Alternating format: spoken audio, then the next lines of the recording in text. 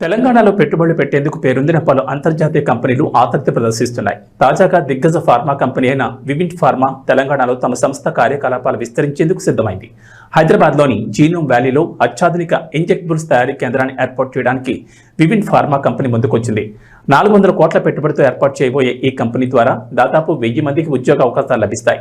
పెట్టుబడుల సమీకరణ లక్ష్యంగా అమెరికాలో పర్యటిస్తున్న ముఖ్యమంత్రి రేవంత్ రెడ్డి, ఐటీ పరిశ్రమల శాఖ మంత్రి శ్రీధర్ బాబు నేతృత్వంలోని ప్రతినిధి బృందం వివింట్ కంపెనీ ప్రతినిధుల మధ్య జరిగిన చర్చల అనంతరం పెట్టుబడులకు సంబంధించి కీలక ప్రకటన చేశారు.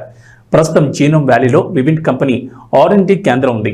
సుమారు 70 కోట్లతో నెలకొల్పిన ఈ సదుపాయాలతో పాటు అంతర్జాతీయ మార్కెట్లో విస్తరించేందుకు కంపెనీ ప్రణాళికలు రూపొందించింది.